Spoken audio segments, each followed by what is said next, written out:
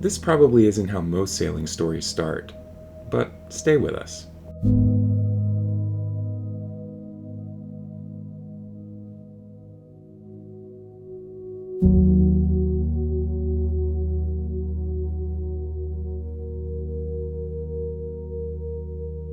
We came to the British Virgin Islands for sailing school, and if you only saw a few clips from the start of this trip, you might think it was a vacation. Beautiful water, great food, and a pretty incredible place to wake up every morning. But this wasn't a vacation, not even close.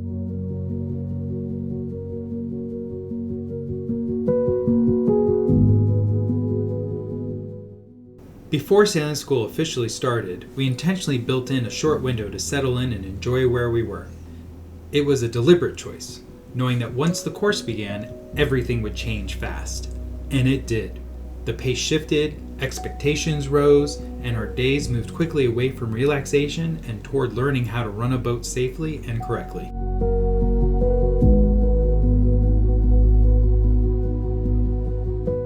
Sailing school is demanding in a way that's hard to explain until you are in it. Every morning started early, usually before the sun crested above the horizon. We were off of the mooring ball, underway towards our next destination with clear objectives for the day and very little room to coast.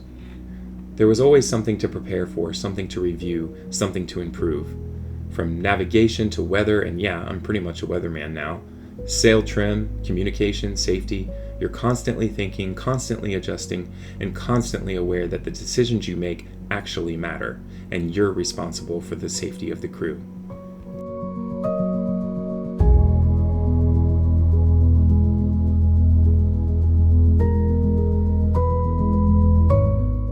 The first 2 days were spent sailing on a smaller boat, and that is where the fundamentals really get tested. On a small boat, you feel everything immediately. Every wave, every gust, every small correction. Mistakes are obvious, and the feedback is instant.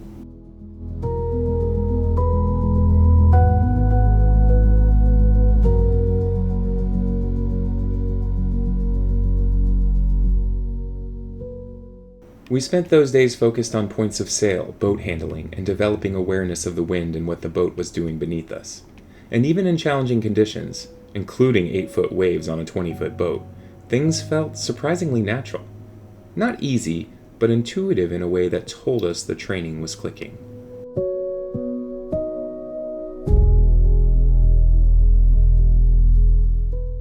By the end of those days, we were mentally exhausted. Not in a bad way, but in a way that comes from learning something new and pushing past instinct. It also became very clear that this week was going to be harder and more demanding than we originally expected.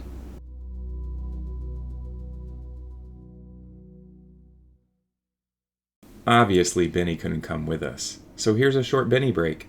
And don't tell him about this.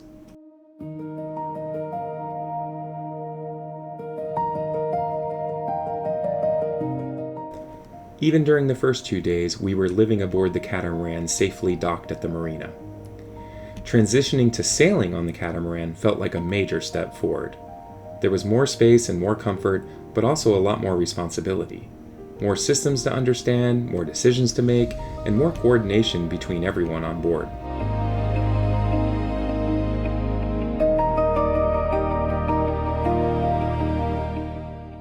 By the end of those first days, everything started to connect. What we had been practicing individually now had to work together, and the pace picked up. There was less time to think and more expectation to act correctly the first time.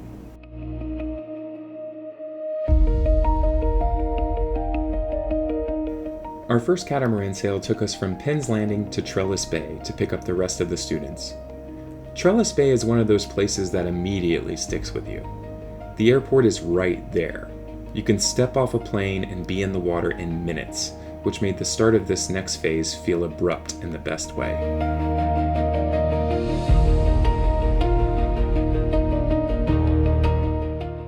From there, everything changed. We stopped learning as individuals and started learning as a group. And surprisingly fast, real connections formed. Early mornings, shared problem solving, and relying on each other on the water has a way of building trust quickly. By the end of that first day, it already felt like we were part of a team.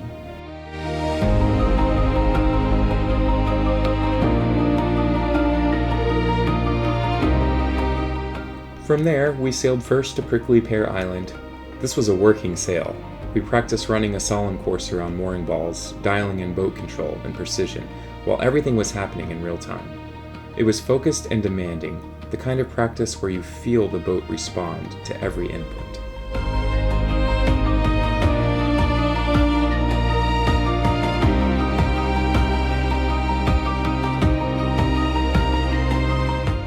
That night we went ashore to Saba Rock, which instantly became one of our favorite stops of the entire trip.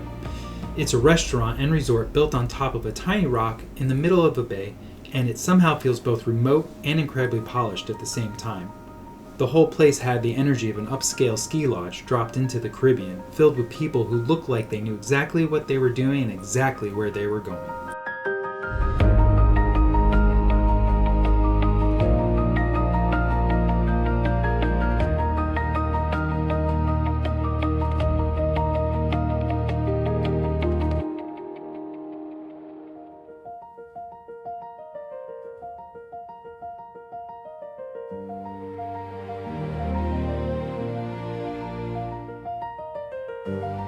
The next day we sailed on to Leverrick Bay, and from there we took a taxi up the mountain to Hog Heaven. Nearly 1,000 feet above sea level, it's a laid-back barbecue spot with sweeping views across virgin Gorda. Standing up there, you really get a sense of the scale of the place and how far you've actually traveled on the water. Even on days with great food and views like that, the learning never stopped.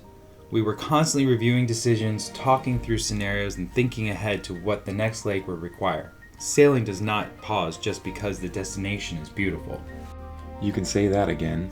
In order to get here, we had to practice tacking and jibing in a small bay filled with super yachts that looked like they cost the equivalent of the BVI's entire GDP.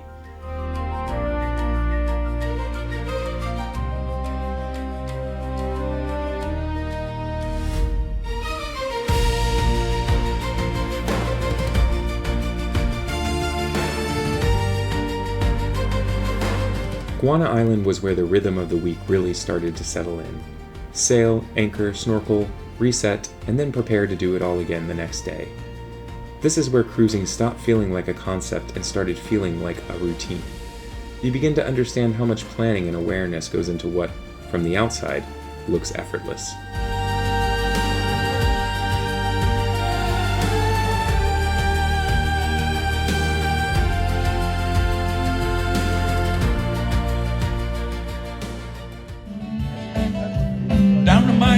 Lord, I'm gonna sell my ticket back home. Gonna find it. This is a great time to like and subscribe. It's free and it helps us a lot.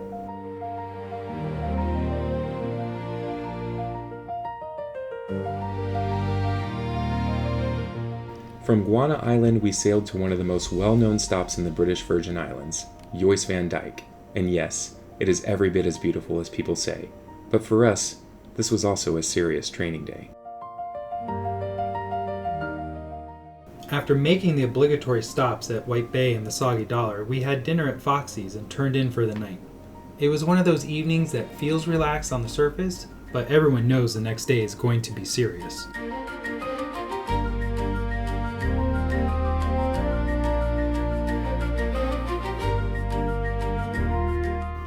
The following morning was dedicated to man overboard drills. Each of us had to prove that we could recover a dummy thrown overboard by the captain and get it safely back on board. Not just spot it, but maneuver the boat correctly, control your speed, communicate clearly, and bring it alongside without hurting the person in the water. These are not theoretical exercises. This is what you rely on when something goes wrong, and there's no room for improvising. It demands focus, repetition, and calm decision-making under pressure. By the time we anchored back in Great Harbor, we were tired, sunburned, and proud of the work we had put in.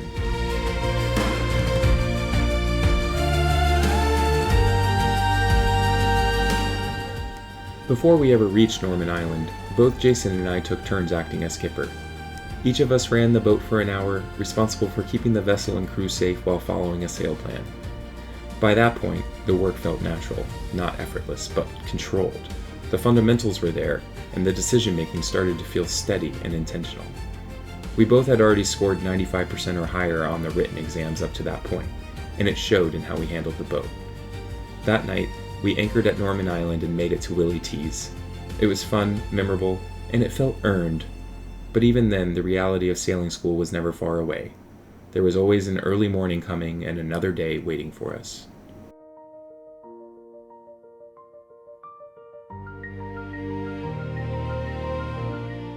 The next morning, we sailed to Pelican Island to snorkel at the Indians.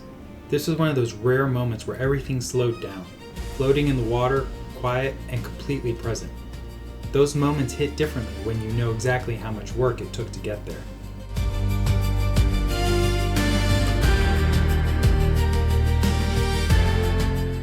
One of the key things to learn about sailing is, not every plan works out exactly the way you expect it. We weren't able to get a mooring ball at Cooper Island, so we adjusted and changed course to Peter Island instead. This is sailing in real life. You adapt, you make the best decisions with the information you have, and you keep moving. That night, we anchored and ate at Ocean 7 Yacht Club, wrapping up another long and full day.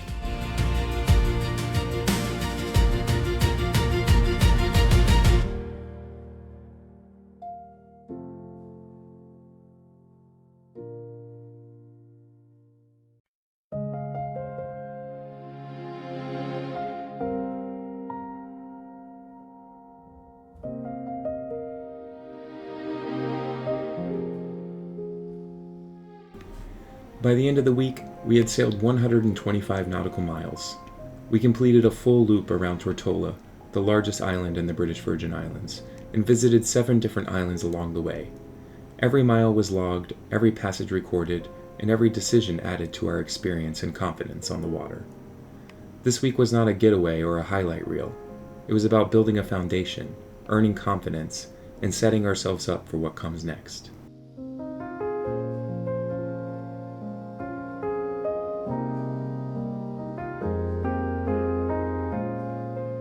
We earned our ASA certifications, including 101, 103, 104, and 114. The exams went well, but that wasn't what mattered most to us. What stayed with us was our instructor's feedback at the end of the week, that our decision-making and consistency on the water put us among his stronger students, not because everything came easy, but because we showed up prepared and willing to learn. We left with confidence in what we can do, and clarity around what we still need to work on.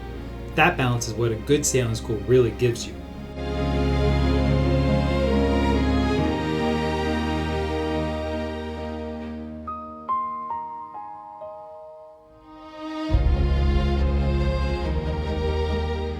This week pushed us in ways we didn't fully understand when we arrived. Early mornings, long days, real responsibility, and the kind of learning that only happens when the stakes are real and the water keeps moving. On the final morning, it hit us harder than we expected. We were tired, emotional, and standing there quietly taking in it all when a bright double rainbow appeared over the water. It stopped us in our tracks. We're not usually sentimental about signs, but in that moment, it felt impossible to ignore, like a quiet confirmation that we were exactly where we were supposed to be. This was not a vacation. It was the moment everything shifted, where preparation turned into confidence, and the journey stopped being an idea and started feeling like a real life we could choose. And this is only the beginning.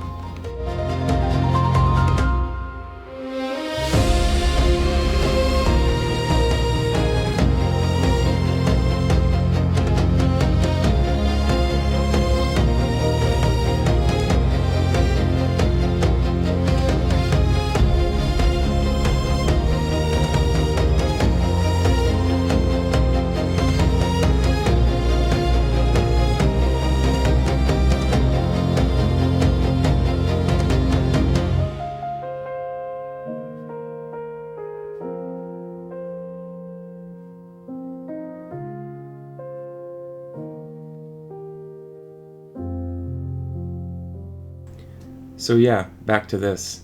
It washed up on the beach a few days after we got home. Probably not how most sailing stories end, either.